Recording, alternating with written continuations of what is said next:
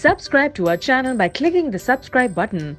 Click the bell button and enjoy the latest uploads from our channel. Hello everyone, welcome to our YouTube channel success thunder.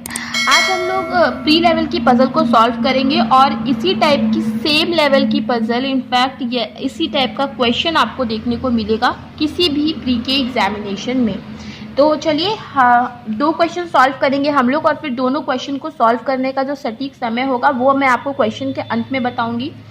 और सबसे पहले आप इसका question का screenshot लीजिए। ये हमारा पहला क्वेश्चन है। क्वेश्चन हिंदी और इंग्लिश दोनों में है ताकि किसी भी मीडियम का स्टूडेंट हो उसको दिक्कत ना हो।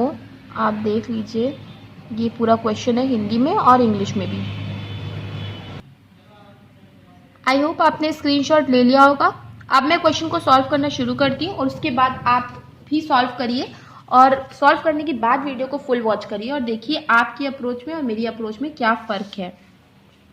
तो देखिए क्वेश्चन में क्या लिखा है। 10 boxes are kept one above the other in stack, more than 6 boxes are kept above G. ठीक है, 10 बॉक्सेज हैं। देखिए बॉक्स पजल में मैंने आपको पहले कहा है कि आपको कंडीशन नोट करना है, पर जब प्री लेवल की पजल होती है उसको आपको डायरेक्ट बनाना शुरू करना है, चाहे कितनी भी पॉसिबिलिटी बन जाए, घबराना बिल्कुल नहीं है।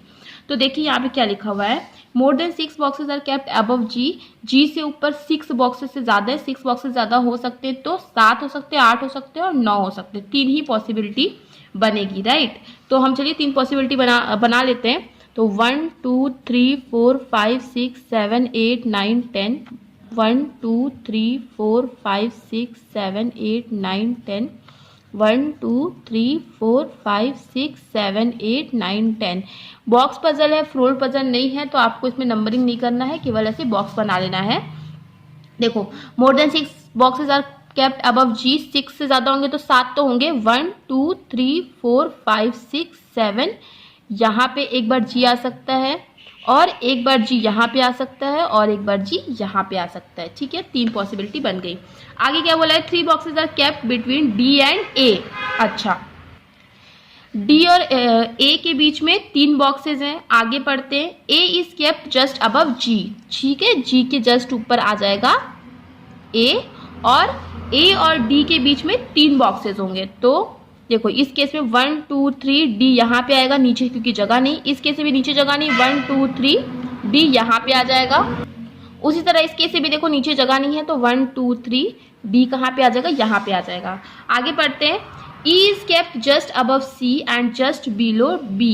ठीक है, E जो है वो C के जस्ट ऊपर है और B के जस्ट नीचे है। तो इसको अभी हम फिट करेंगे, अभी ये फिट नहीं होगा क्योंकि कई जगह है अभी हमारे पास। आगे देखिए, not more than 2 boxes are kept between E and G। अच्छा, E और G के बीच में 2 से ज़्यादा बॉक्सेस नहीं होंगे। ठीक है, 2 से ज़्यादा बॉक्सेस नहीं होंगे, मतलब मैक्सिमम 2 ही बॉक्स होगा, तो यही कहीं आसपास ये फिट होगा। तो देखो 1 2 3 यहाँ पे तो यही जगह है B, E और C को रखने की, क्योंकि कहीं अगर आप और रखोगे, जैसे ऊपर रखोगे तो E और G के बीच में 2 से ज़्यादा बॉक्सेस हो जाएंगे, राइट। तो 2 से ज़्यादा बॉक्सेस नहीं होना है। तो अभी देखो 2 ही बॉक्स है तो अभी सही चल रहा है। इसी तरह यहाँ पे भी B, E और C आप यहीं रख सकते हो, क्योंकि और कहीं रखोगे तो E और G के बीच में 2 से ज़्यादा बॉक्सेस हो जाएंगे। सेम टू सेम आपका यहाँ पे भी वही चीज़ है, B और C यहाँ पे आएगा। ठीक है, ये कंडीशन आपकी सॉल्व हो गई। आगे क्या लिखा हुआ है, I is kept above H and below J। ठीक है, I जो होगा वो H के ऊपर आएगा और J के कहीं ना कहीं नीचे आएगा। ठीक है, तो अभी इस चीज़ को फिक्स नहीं कर सकते। आगे पढ़ते हैं। F is kept below A के नीचे F आएगा। तो देखो A के नीचे यहाँ F आने की जगह नहीं, ये कंडीशन आपकी गलत हो गई। यहाँ पे यहाँ जगह है, यहाँ पे 2 जगह है। आगे पढ़ते हैं अभी। But not at the bottom most, bottom most में नहीं आएगा पर इसमें बॉटम मोस्ट में आ गया, ये गलत हो गया। तो F यहाँ पे आएगा। अब आपका देखो J का सीक्वेंस बनना था, तो J नहीं सॉरी H का सीक्वेंस, J I और H का सीक्वेंस बनना था तो वो बन गया। तो यही हमारा फाइनल अरेंजमेंट होगा। देखिए कितनी आसानी से ये क्वेश्चन सॉल्व हुआ बिना कोई एक दो चीज़ें हमने लिखी है, लेकिन अगर हम 2 लाइन 1 लाइन आगे पढ़ते तो ये भी लिखने की जरूरत ना पड़ती, पर इतना लिख सकते हैं। This is not called noting of the question. इसको नोटिंग नहीं कहेंगे कि हम नोट कर रहे हैं क्वेश्चन की सारी कंडीशंस को, इसको नोटिंग नहीं कहेंगे। ये थोड़ा सा हमने अपनी सुविधा के लिए लिखा, बट बहुत आसानी से ये क्वेश्चन बिना नोट किए कंडीशन को सॉल्व हो सकता है। और इस क्वेश्चन को सॉल्व करने में आपको मैक्स टू मैक्स आपको बता रही हूँ 2.5 मिनट लगना चाहिए। ज़्यादा बता रही हूँ, उससे कम में हो जाए तो वेल एंड गुड, बहुत अच्छी बात है, पर कोशिश करिए कि 2.5 मिनट में तो आपको करना ही करना है। चलिए हम अपना दूसरा क्वेश्चन देखते हैं। ये हमारा दूसरा क्वेश्चन है, इंग्लिश में है। इस टाइप के क्वेश्चन भी एग्जामिनेशन में प्री में बहुत आते हैं। तो ये इंग्लिश में क्वेश्चन है और हिंदी में भी क्वेश्चन आप देख लीजिए। ये है हिंदी में क्वेश्चन, इसका भी आप स्क्रीनशॉट ले लीजिए।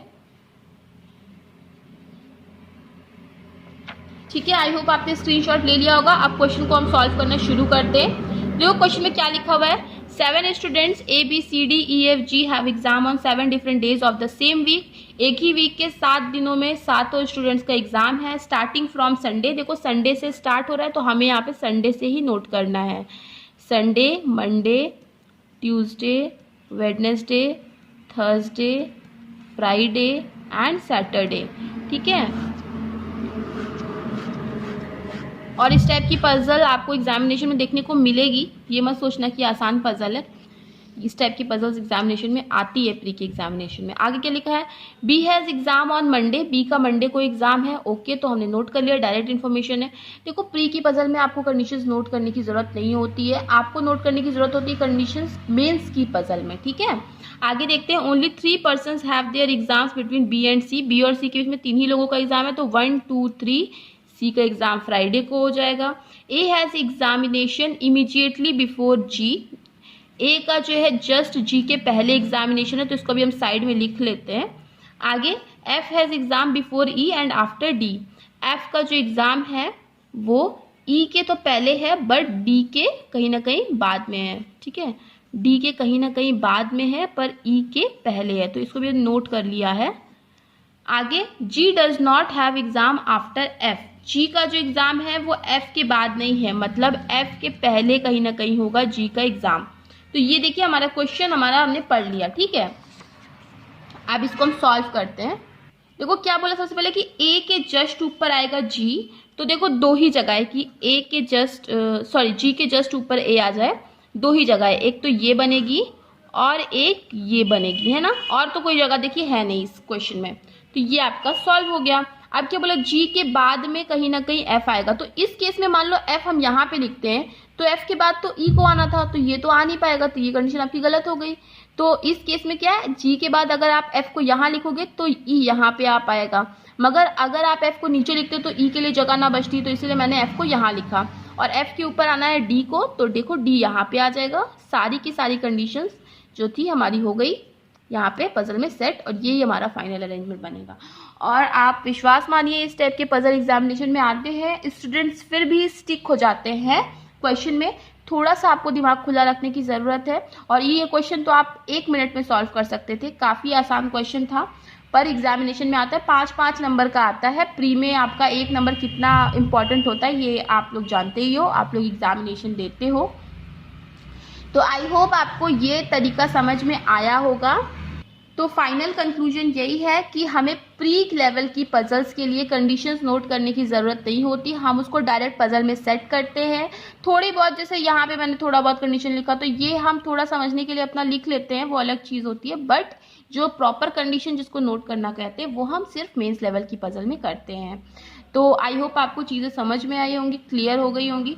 अगर आपको चीज़ें समझ में आई हैं तो वीडियो को लाइक कर दीजिएगा, पहली बार आए हैं चैनल पे, चैनल को सब्सक्राइब कर दीजिएगा। मिलते हैं अपने नेक्स्ट वीडियो में। Thank you so much for watching.